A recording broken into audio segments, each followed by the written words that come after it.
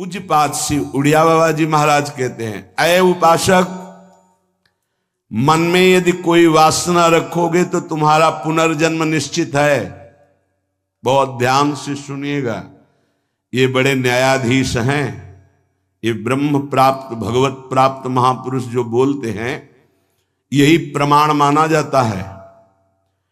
अगर आप महान पाप किए हैं और कोई महात्मा कह दे जाओ कुछ नहीं, सब ठीक है, एक भी पाप का दंड आपको नहीं मिलेगा। सच्ची माना ना, ये न्यायाधीश हैं, ये बड़े बड़े महापुरुष, इसीलिए इनसे जो लाभ मिलता है वो भगवान से भी बढ़कर लाभ कहा जाता है। क्योंकि भगवान में तो जब पूर्ण शरणागति होती तब हम तो हम सर्व पापेभ्यो मोक्षयिष्यामि मा शुचा, और पूर्ण शरणागति यही महापुरुष जन कराते हैं। एक एक शब्द पर कभी संशय मत करना, ये जीवन का वो सूत्र है जिनके आधार पर बाल्यावस्था से चला गया है। अय उपासक, अय साधक, मन में यदि कोई वासना रखोगे तो पुनर्जन्म तुम्हारा निश्चित हो गया है। होश में हो जाओ। वासना, ये भोग लूं, ये देख लूं, ये चाहत है, इसके सिवा हम नहीं कुछ पसंद करते, इसके बिना हम नहीं जी सकते, ये सब वासना। हिरण में ममता हो गई तो भगवान के पुत्र हैं, भगवान ऋषभ देव जी के पुत्र हैं भरत जी महाराज, अगला जन्म हिरण का हुआ। स्त्री में आसक्ति हो गई पुरंजनी में, तो पुरंजन का अगला जन्म स्त्री का हुआ। अगर कोई भी वासना है आपका जन्म होगा, प्रमाण से कहते हैं बाबा। प्रार्थना करते हैं कोई वासना रहने न पावे, नहीं तो अगला जन्म हो जाएगा, बड़ा निकृष्ट भी हो सकता है। हम एक बहुत बड़े महात्मा की बात बता रहे हैं, बाबा कह रहे हैं, जब हम राम घाट में रहते थे गंगा की, तो एक बड़े अच्छे महात्मा वहां थे।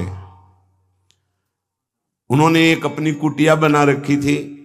एक दिन उनके कोई बड़े धनी मानी भगत आए और सोने की कई मुहरें चरणों में रखी, भेंट में रखी।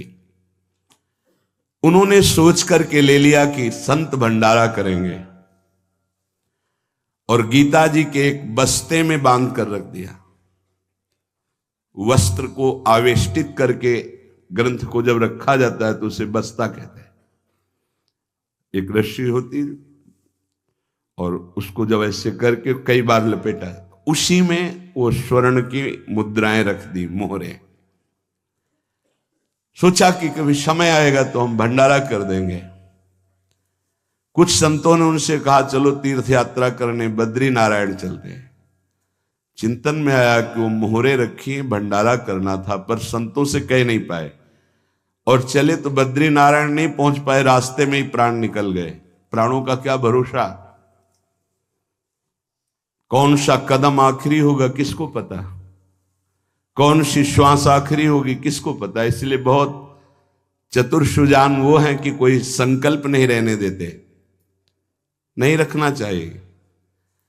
चतुर सुजान साधक कल हम ये करेंगे, नहीं नहीं, अगर श्री जी ने चाहा तो कल ऐसा हो जाएगा।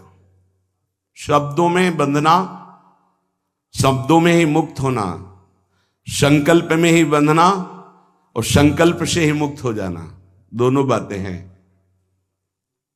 कल मुझे अमुक जगह जरूर जाना है, तुरंत अंदर से हाँ श्री जी ने चाहा तो जरूर चले जाएंगे। वाणी से भले चूक हो जाए, अंदर से चूक नहीं होनी चाहिए। तत्काल आराध्य देव को बीच में लो, नहीं फंस जाओगे। एक बार भी आराध्य देव को बीच में नहीं लिया, रास्ते में प्राण निकल गए। चिंतन चल रहा था कि लौट के आएंगे, तो स्वर्ण मुद्राएं जो रखी उनको बेच करके फिर भंडारा करें। सदिच्छा भी नहीं रखनी, ये बहुत सूक्ष्म विषय है।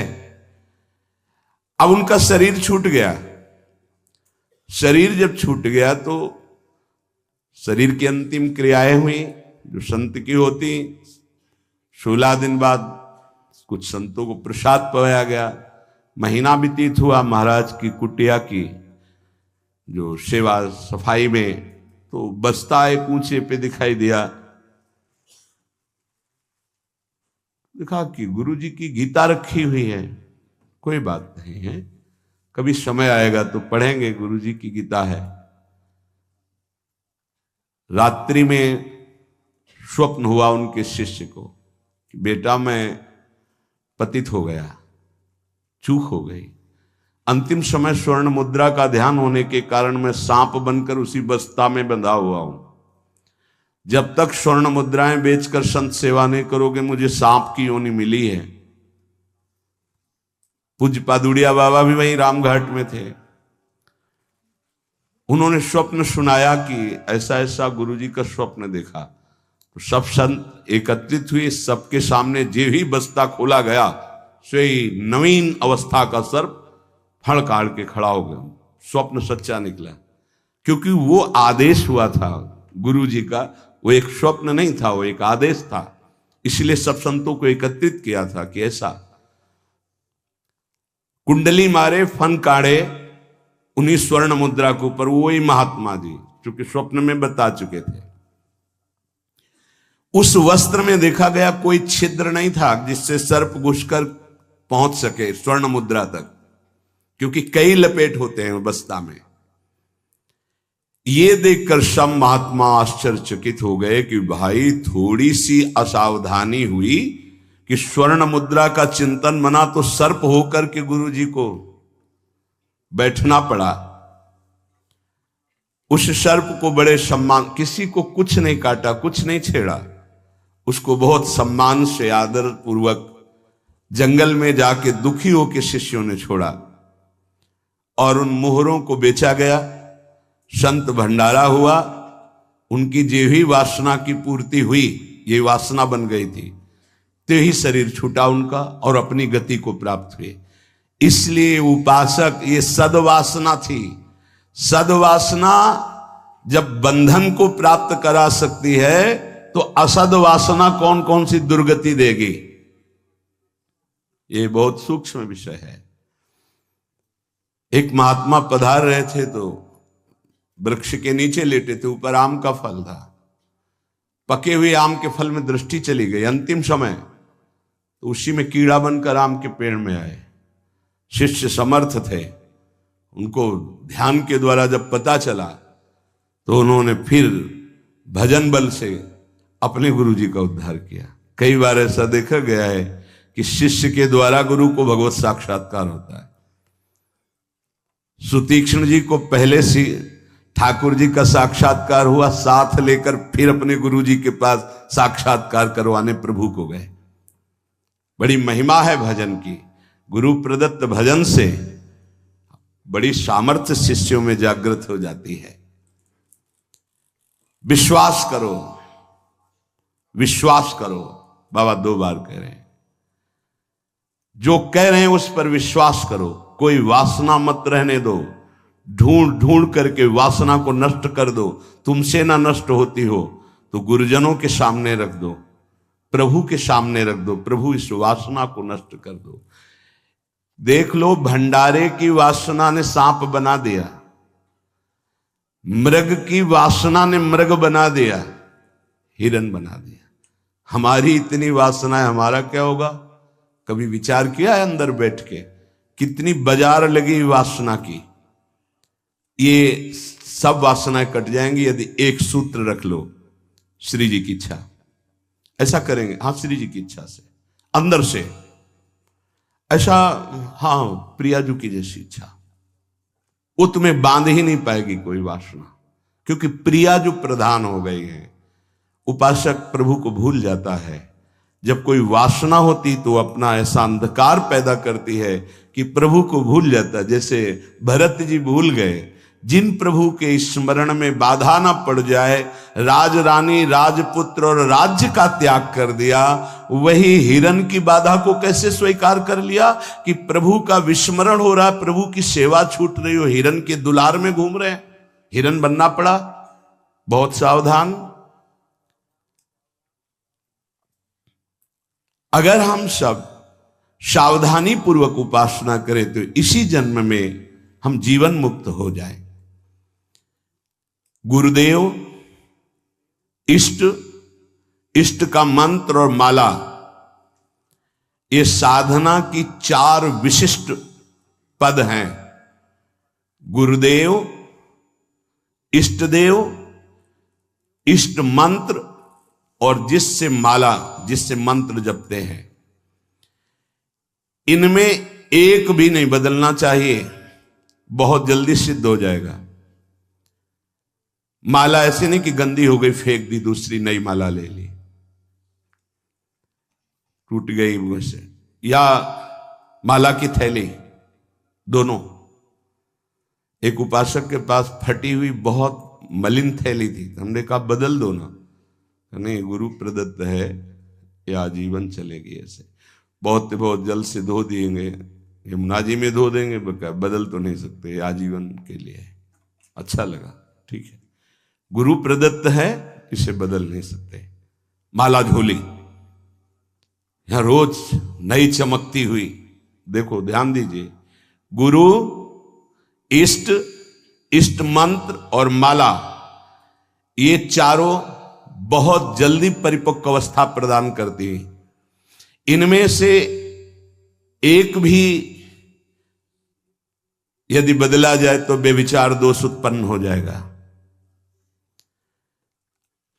गुरु, इष्ट देव, इष्ट मंत्र, मंत्र जपने की माला और माला झोली सहित, इसे खिलवाड़ ना समझे। यदि तुम किसी की माला चुरा लेते हो तो कभी तुम्हें उसके जपे हुए का फल नहीं मिलेगा, और यदि तुम्हारी माला कोई गिर जाए, भूल जाए, कोई चुरा ले, तो तुम्हारे आधे भजन का प्रभाव निष्फल कर दिया जाएगा। ये न्यायाधीश बोल रहे हैं। माला प्राणों से भी अधिक प्यारी रखी जाती है, ऐसे नहीं कि जहां मन आया वहां रख दिया, नहीं, सदैव अपनी छाती से माला लगा के रखी जाती है। अगर कोई बात करनी, कोई सेवा करनी, तो माला को यहां ऐसे रख लिया, गले में डाल लिया कि नहीं।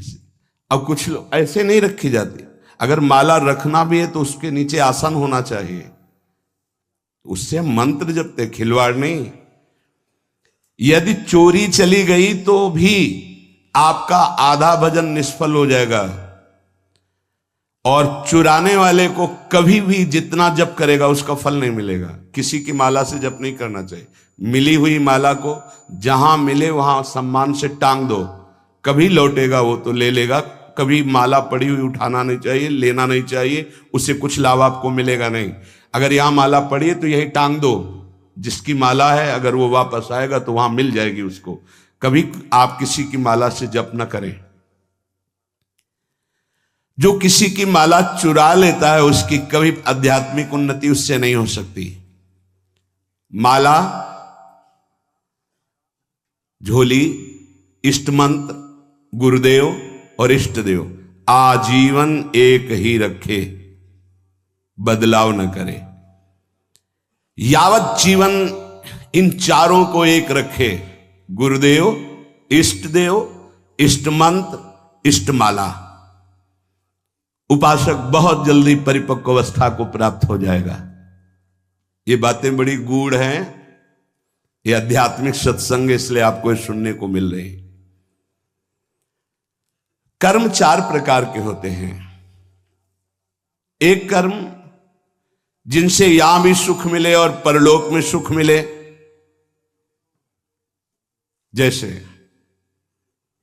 हम यहां किसी भूखे को भोजन पवा देते हैं तो हमारी संपत्ति भी बढ़ेगी और परलोक में इसके पुण्य का बड़ा लाभ प्राप्त होगा। या हम ऐसी कुछ अपने धन से व्यवस्था करते हैं जिससे भजन करने वाले संतों को सुख मिले, जो सतमार्ग में चल रहे हैं उनकी वास की व्यवस्था, वस्त्र की व्यवस्था, भोजन की व्यवस्था, यहां भी तुम्हारे ऐश्वर्य बढ़ेगा और परलोक में भी भगवत कृपा प्राप्त होगी। औषधालय खोल देना, प्याऊ खोल देना, ऐसी व्यवस्था कर देना जिनकी व्यवस्थाएं नहीं हैं, उनको वस्त्र है, भोजन है, औषधि है, इस तरह की, तो यहां भी सुख और परलोक में भी सुख। पर ध्यान रहे, पोस्टर बैनर नहीं होना चाहिए। अगर आपने कहीं छपवा दिया या अपनी जबान से कह दिया तो उसका प्रभाव क्षीण हो जाता है। ये लोग समझते नहीं। आपने वृंदावन आए, 100 संतों को भोजन पवाया, इसके बाद पूरे गांव में 4-4 जगह बैठ के कि वृंदावन गए थे, 100-2 संतों को ऐसा पवाया, संत भी कह रहे थे कि वाह भाई, और 100-100 रुपया भेंट दी। वो बड़ाई जो आप झोंक रहे हो ना, सब खाली हो रहे हो आप। चुप। ये लोग कुछ ऐसे देहाभिमानी होते हैं कि एक पंखा भी टंगवाएंगे ना तो पंखा की हर पंखुड़ी में जिला अमुक, बाबा का नाम, दादी का नाम, और ये नाम और वो नाम, अपना नाम, पूरा पता, फोन नंबर सहित पंखा में ऐसे देखे गए। कुछ भी करना है ये सब। तुम्हें अपने नाम की चिंता है या संतों की सेवा की चिंता हुई? तो ये ध्यान रखो, जिनमें यहां भी सुख मिले और परलोक में सुख मिले उसे सत्कर्म कहते हैं। सत्कर्म गुप्त होना चाहिए, पर अभिमान गुप्त होने नहीं देगा, पक्का। वो चाहे दीवाल से कहेगा जरूर। ये अंदर देख लेना, फूलन आएगी, कहना कुछ तो ऐसा कि बाद में संत पाएंगे, पहले ही परिक्रमा मार्ग में बोर्ड लग जाता है, आज यहां 100 संत सेवा और अमुक जिले के अमुक अमुक अमुक ऐसे। तब ये लगता है कि कैसे तुम नादान बच्चे हो, तुम्हें इतना बड़ा सौभाग्य सुकृत का मिला था, इतना महान सत्कर्म, और तुमने सब मिटिया मेट कर दिया। और उनको लगता है कि सत्कर्म का फल यही है। 100 रुपया के अगर फूल डालने हैं तो फिर 100 लोगों को तो पता चलना चाहिए कि वीडियो में कि हम ही फूल डाल रहे थे। बड़ा हम का खेल चालू है। ये कर्म तभी परलोक में आपको मिलेगा जब यहां आप गुप्त रखें। देखा है आपने गुप्त कैसे कमाई की जाती। बहुत बड़ी यज्ञ की थी, मैदा फैक्ट्री के मालिक थे। जब वो आते थे कानपुर में गुरु आश्रम में संत दर्शन के लिए, तो 20 गाड़ियां उनके साथ होती थी, और आधा किलोमीटर पहले ही रुक करके नंगे पैर पैदल आते थे। जब वो यज्ञ करवाए तो एक हाथ में झाड़ू सोनी और एक में डलिया, और जो ऐसे खा पी के दोना पत्तल फेंक देते वो उठाते। कहीं कोई पोस्टर नहीं, कहीं और इतनी दिव्य सब खान पान सामग्री सब ऐसी। और वो केवल चेक करते थे अपने कार्यकर्ताओं का, झाड़ू लिए हुई है वो लिए। कोई जैसे पूछता यज्ञ कौन करवा रहा, तो बोले हमको तो यहाँ दोना पत्तल फेंकने की सेवा मिली, हमें तो पता नहीं। कोई जान नहीं पाया कौन करवा रहा है। अपने लोग इसलिए जानते थे कि प्रेरणा से हो रही थी। ऐसे सत्कर्म की कोई जान ही नहीं पाया कि किसने करवाई यज्ञ। और इतना बड़ा खान पान, कानपुर महानगर जहां लाखों लोग खाते पीते, उनके पास कोई कमी नहीं, कहीं भी कोई अभिमान का लेश मात्र नहीं। दूसरा मतलब पहला है जो इस लोक और परलोक दोनों में सुख प्रदान करे, वो ऐसे धार्मिक सत्कर्म। दैन्यता की मूर्ति, साधुता अपने आप आ जाएगी जब आप ऐसा समर्पण करेंगे। कितने ऐसे, एक नहीं कितने ऐसे जिनको ये है ही नहीं कि हमारी जानकारी कोई, कि हम कुछ सेवा करते हैं। अहम को पुष्टता चाहिए। इस लोक परलोक में यदि अपने कर्म का जो सुकृत है, तो भगवान से प्रार्थना करो कि कोई न जान पावे, ऐसा कार्य करो, तो वो आपको इस लोक और परलोक दोनों में उन्नति प्रदान करेगा। दूसरा, जिनमें यहां भी दुख और परलोक में भी दुख। पहला यहां भी सुख और परलोक में सुख। दूसरा है यहां भी दुख और परलोक में दुख। परिस्त्री गमन, जो दूसरे माताओं के साथ, बहनों के साथ व्यभिचार करते हैं, यहां भी दुख और परलोक में दुर्गति। अगर गृहस्थ हो तो एक पत्नी जो आपने पाणी ग्रहण किया है, बस। दूसरा मदिरापान, मद्यपान, यहां भी दुख, परलोक में दुर्गति। द्वैत कीड़ा, जुआ, यहां भी दुख, परलोक में दुर्गति। हिंसा, मांस खाना, यहां भी दुर्गति और परलोक में भी दुर्गति। देख लेना, खूब मांस खा लो, फिर तुम्हारा मांस जब अंतिम समय सड़ेगा ना, और तुम्हारी जब दुर्गति होगी तब तुम्हें पता चलेगा। अभी तो खा लो, अभी तो तुम बातें बना लो, समय आएगा तब तुम्हें ऐसा जलाएगा। कभी कभी ऐसा लगता है कि ये मानव देह केवल संत कृपा से ही लाभ ले सकता, अन्यथा नहीं ले सकता। ये कोई पक्षपात की बात नहीं। जिनको संत समागम नहीं मिला है, पूरा पशुवत जीवन व्यतीत हो रहा है, पशुवत जीवन। बस इतना लक्ष्य है, कितना भोग भोग लें, कितना विषयों का सेवन कर लें, बस इतना ही उनका लक्ष्य है। वो चाहे पैसे के बल से, वृद्धावस्था पैसे के बल से, वही विलासिता, वही भोग, सोच नहीं रहे कि किस लिए आया था, क्या करना। यहां भी दुख और वहां भी दुख। जो दूसरों को दुख देता है, हिंसा करता है, व्यभिचार करता है, मांस खाता है, यहां भी दुख और परलोक में भी दुख। तीसरा, यहां सुख, परलोक में दुख।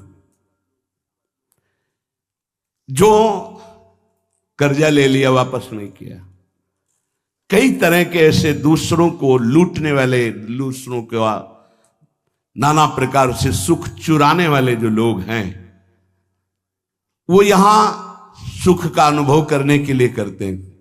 अपहरण कर लिया, ऐसा कर लिया, चोरी कर लिया, ऐसा। इसके बाद का परिणाम परलोक में तो भयानक दुख मिलेगा और सबसे बड़ा दंड होता है, मन जलता रहता है। कोई भी अधर्म करने वाला मन कभी प्रसन्न नहीं रह सकता, निर्भय नहीं रह सकता। वहीं संत निर्भय रह रहे और वो भयभीत है, प्रतिपल अस्त्र बांधे हुए। जो यहां भोग प्रधान जीवन है, दूसरे का सुख छीनता रहता, छल कपट, बहुत कपटी स्वभाव होता है लोगों का। कोई बिरला ऐसा होता है जो भजन के साधना के बल से कपट को मिटा करके सरल स्वभाव न मन को टिलाई।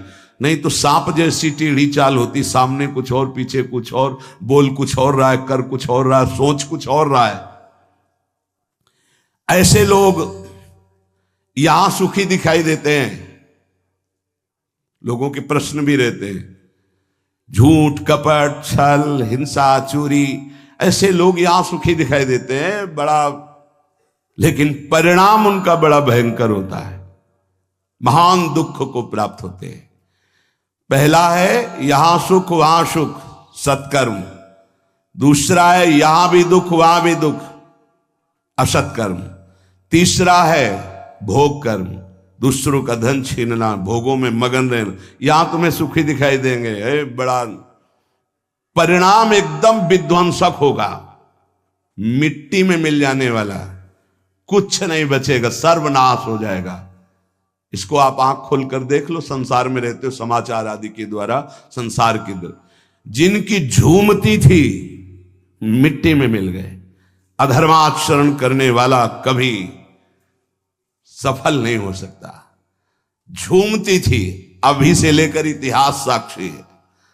जिस लोक में भुजा ठोक देता था, लोकपाल भयभीत हो जाते थे, मिट्टी में मिल गया। ऐसे ही है अधर्माचरण, चोरी, हिंसा, बल विक्रम के द्वारा दूसरे की संपत्ति को छीनकर भोगो, ये बहुत देखा है, नष्ट हो जाते हैं समय आने पर विध्वंस, और परलोक में तो दुर्गति ही होती है। चौथा, ये बहुत जोर का है, यहां दुख, परलोक में परम सुख। ये है त्यागी महापुरुष, जिन्होंने यहां जानबूझकर समस्त भोगों का त्याग करके भगवान के लिए महान दुख को आमंत्रित किया। गर्मी, सर्दी, बरसात, निंदा, अपमान, काम, क्रोध, लोभ, मोह, मद, मत्सर, सबको सह रहे हैं। राधा राधा राधा राधा राधा, ये परम पद में आरूढ़ होंगे।